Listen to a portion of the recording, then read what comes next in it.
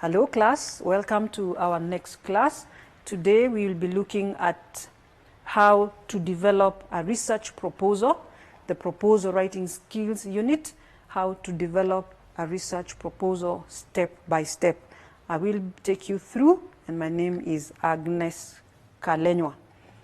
Now, for us to be able to develop a research proposal, we must have a topic. We must have a research title. We must have a phenomenon that we want to look at. So what we want us to understand at this point in time is how to come up with a good research proposal. And for us to be able to come up with a good research proposal, then we need to be able to come up with a topic. From the topic, then we pick our title and we formulate it. We shall be seeing that in a short while.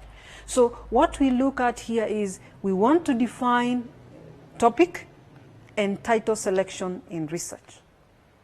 We must be able to pick something that interests us. We shall be looking at that again in details. We need to outline steps followed in topic and title selection. And we also need to show the challenges encountered in topic and title selection.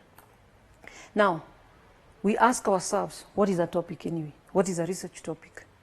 And in terms, the term topic refers to subject, issue, or area under discussion. Now, when we look at research topic, we look at issues, for us in education, we look at issues performance. We look at issues discipline. We look at issues drug abuse and substance abuse in schools. We look at school dropout. We look at all these issues that come as far as or are incorporated in the education sector. Now we ask ourselves, all these are too broad. Because they are too broad, we ask ourselves, what do we do from here? We say, what do we need to do so that we can be able to carefully select our topic? What do we do? This is too broad. We look at areas of interest. Remember, if a research title or phenomenon you engage in, you have no interest in, you're likely to drop out before it is over or before it comes to a conclusion. And therefore, it is important to have interest so that that interest can sustain the entire process. When someone is interested in something, they are likely to keep going until they reach the end. But if you pick something that does not interest you, then you're likely not to be able to sustain that process. And therefore, it is important to pick what interests you. We also say what motivates you, because you will need to read a lot of material. So if it is not interesting, then you will not be motivated to read the materials that are there. And therefore, we need to be very careful, because we pick a topic and we are motivated. And therefore, when we pick something that is motivating to us, it translates into an exciting venture.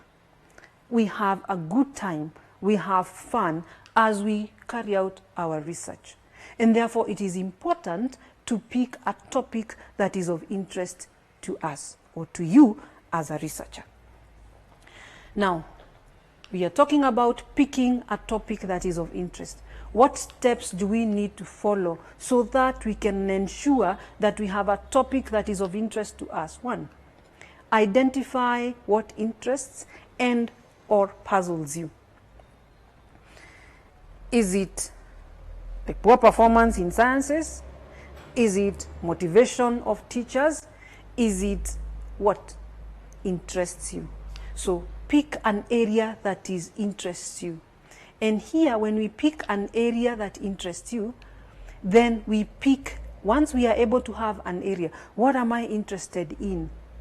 Is it, the motivation? Is it the discipline? Is it the performance? Am I so interested in how students view their teachers, for them to be able to pick the elective subjects, then that pulls you here. And once you pick that, you identify the keywords for that topic. Take an example. Let's delve into the science sector. Factors that influence students to select physics. I know physics is an elective subject, and many students will run away from it. If that is what interests you, physics, selection of physics in high school or secondary school, then you look for the keywords for that topic. Do we talk about teachers? Do we talk about interest? Do we talk about careers? Do we talk about our parents, our peers? Then all these things come into play at this point. You identify the keywords. These keywords will help to represent the issue at hand. Factors that influence choice of subjects, per se, physics, among the Form 2 students in Kenyan secondary schools, because I know that's where the selection happened. Then you define the topic. How do we define this topic? We define the topic by analyzing the keywords. Now, when we talk about analysis of the keywords, we are talking about choice of physics. Students choose this subject. What motivates them, or what makes them not choose it or choose it, either or. So we look at it this way and tell ourselves, students will pick the subject, we analyze the words and come up with the keywords so that we can be able to define the topic. Once we define the topic, then we formulate the topic. Relate to existing articles. That means you look at what other people have done. So we formulate the topic, and once we have formulated the topic, then we find ourselves in a good position. We know exactly what we want.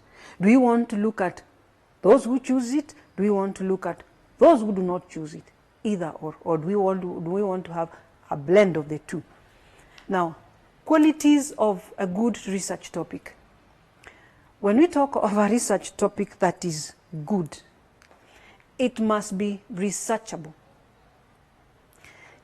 And it depends on how you state it. Let me go back a little. It depends on how you formulate it here.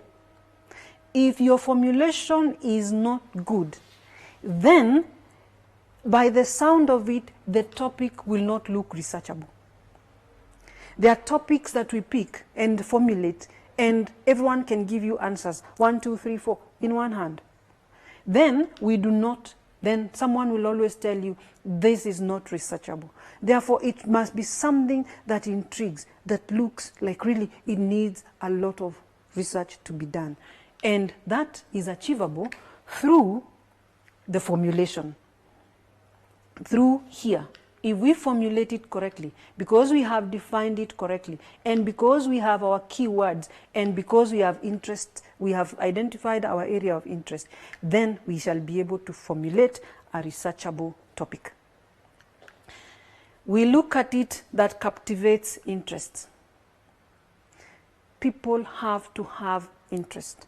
Do you have interest in a research topic? A research topic that is of no interest will give you a lot of issues and a lot of problems. And therefore, it is important for a researcher to be able to pick a researchable topic. Is it clear and focused? We avoid ambiguity. When we have a clear and focused research topic, it doesn't, when someone reads it or someone looks at it, it does not bring in different perspectives or different answers or different views. It should be able to bring in one line of thought. And therefore, it needs to be clear. Because when we have an ambiguous topic, this topic will have all sorts of views. And therefore, we need to avoid this kind of a direction where we have all sorts of views. We need to be focused, and it should be clear this is what this researcher is out to do. For example, we had talked about the choice of physics among Form 2s.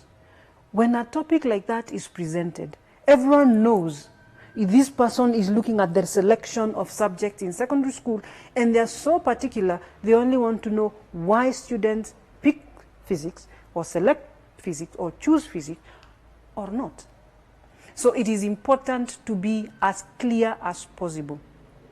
Look at it this way. If someone says effects of drought in this country, that is so ambiguous. We do not know where effects on drought on what? Effects of drought where? So we need to be very careful. If a topic is simply effects of drought, then someone will keep asking, now, which directions are we following and where are we going? So we need to be very careful. Could be effects of drought on education acquisition, perhaps in the semi-arid areas. Then that is clear. We can know where this person is going.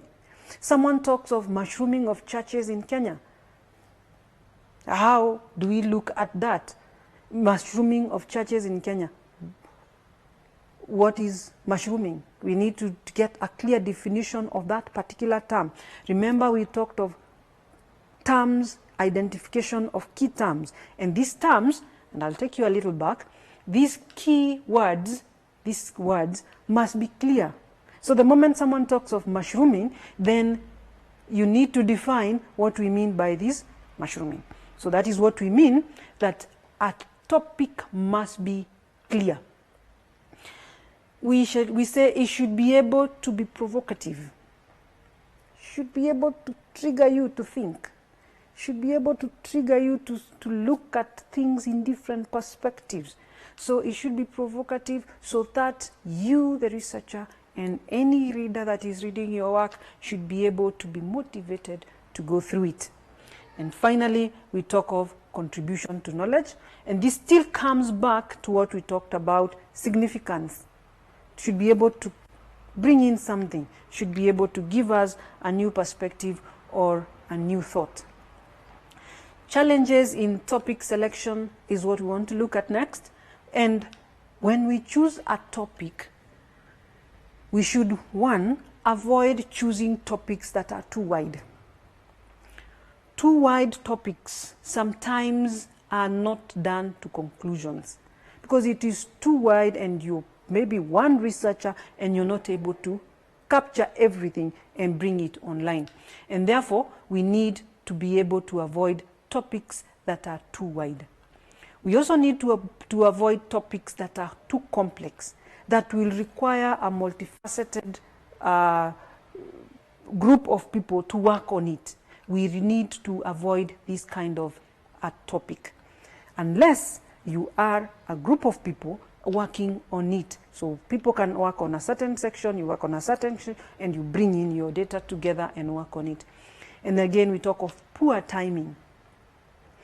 Poor timing means when a researcher picks a topic and it is either overtaken by events or it is too early in the research cycle for it to be done. So poor timing needs to be looked at as well. Those are some of the challenges. You find that some people or some students or some researchers will pick topics that are already out of or taken or overtaken by events, and therefore we need to be careful when we pick our topics. We look at limited accessibility to materials. Remember, I take you back to research methodology. A good research topic is one that has enough literature to address it. We also talk of enough literature to address it so that we can be able to see what others have been doing ahead of us. And therefore, when we talk of limited accessibility to materials, perhaps it could be you do not have the materials to read, or they are not even there, and therefore you need to be careful not to pick a topic that is going to give you a challenge of this nature. We also say that avoid where you have limited access to respondents. You will need respondents to give you information.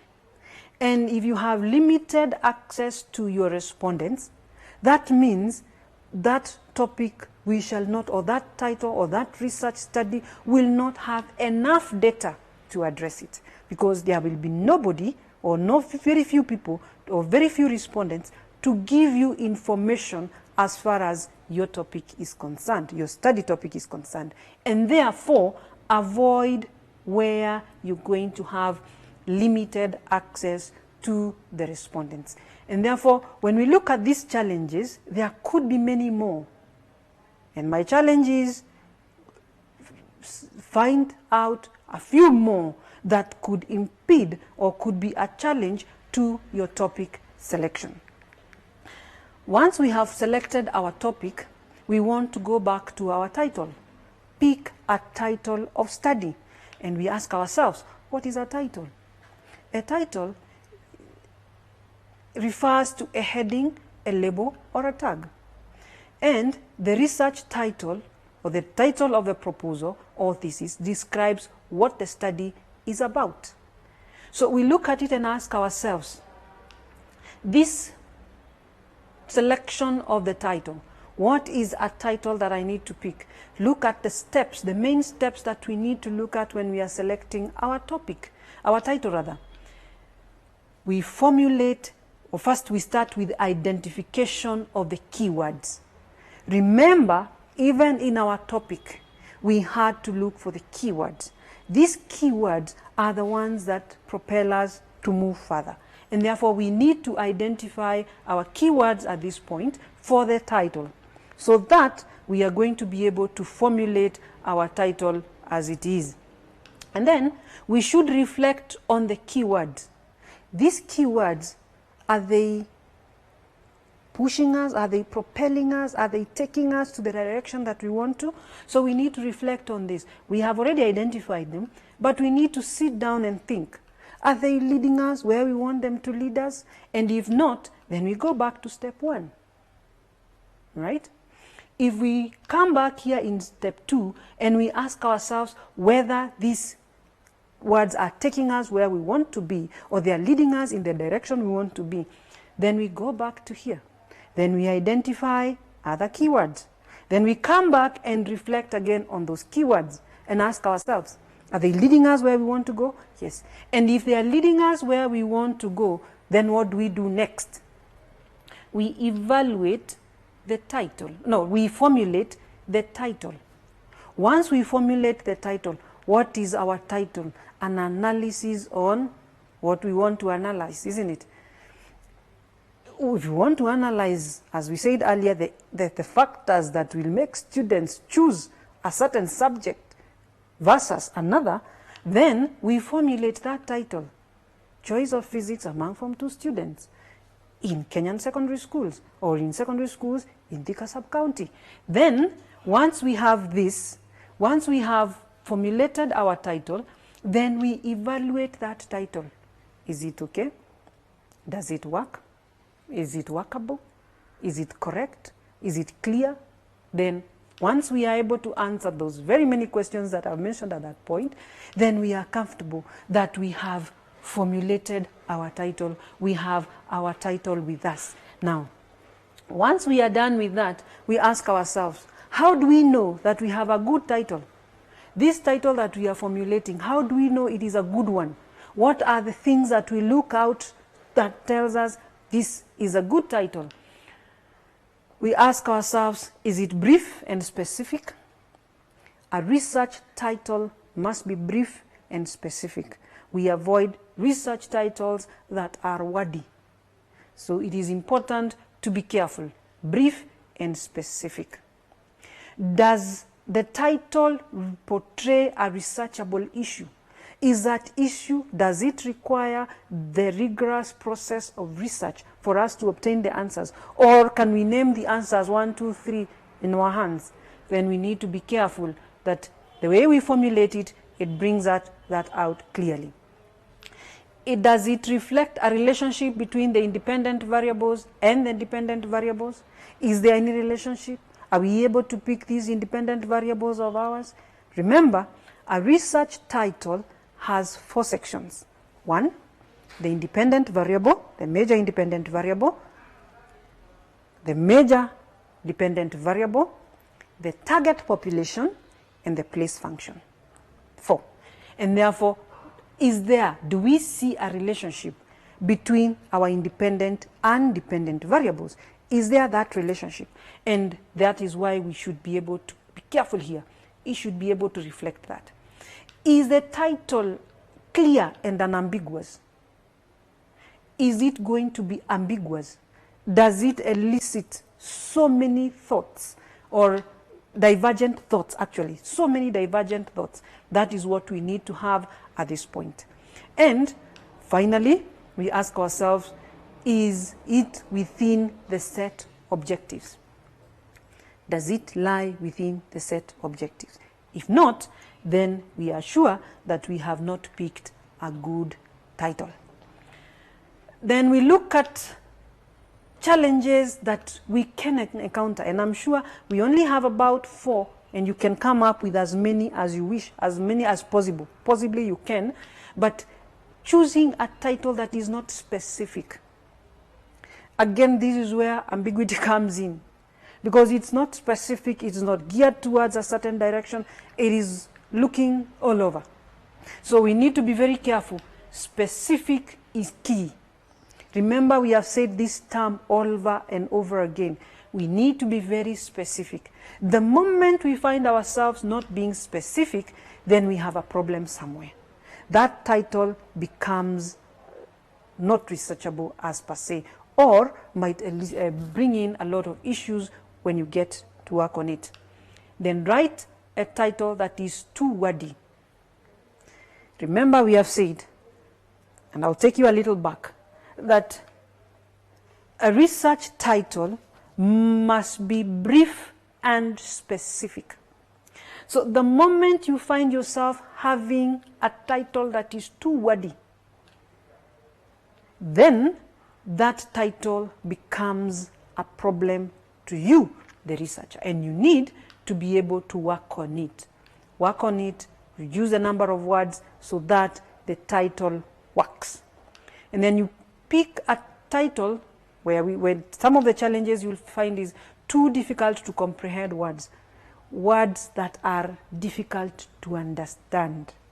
Use words that are easy to understand. Do not use words that are difficult to understand, especially for you and your readers. Avoid words that are too complex, because they can bring in different meanings, and of course we would wish that people pick a topic that is consistent. When you have inconsistency in your topic selection, title selection rather, then you will find it a huge, huge challenge to work on that topic. And therefore we need to be very careful. This is where we take you back to the research methods class a little. When we talk about the stages of research, process of research, we have problem identification at the very beginning, and then we have measurement, research design, and then we have measurement design, data collection, then data analysis, recommendations, and conclusions. In such a situation, ladies and gentlemen, we need to be careful that we look at stage 1 critically. For us to be able to come up with good titles and good topics, then we need to look at stage 1 critically. How do we know, we keep asking ourselves, that a research title is researchable? 1, we have said it must have enough literature. It must be an area of interest. It must be significant to you and others. It must increase the body of knowledge that we already have. It must have enough. You must be able to get data to address it. There is a budget comes in. There is a time. We said we cannot do research forever. So there is time. You have to look at your work plan and everything. And therefore, when we look at all those things, then we'll be able to come up with a good research topic. And once we have our good research topic, then we go on and develop our research proposal. Thank you. These televised lectures supplement our robust online learning going on our MKU online platform. You can view more on our televised lectures via our online platform. We are in a digital era, and Mount Kenya University knows this. The following are the steps to follow so as to complete your online application. Download the application form from the website www.mku.ac.ke. Attach copies of your academic certificates and ID. Pay the application fees via M-Pesa pay bill number 270988. Your ID is the account number. 2,000 shillings is the charge for a postgraduate. You can also deposit in the bank accounts provided on the website. Then email all the above to apply@mku.ac.ke.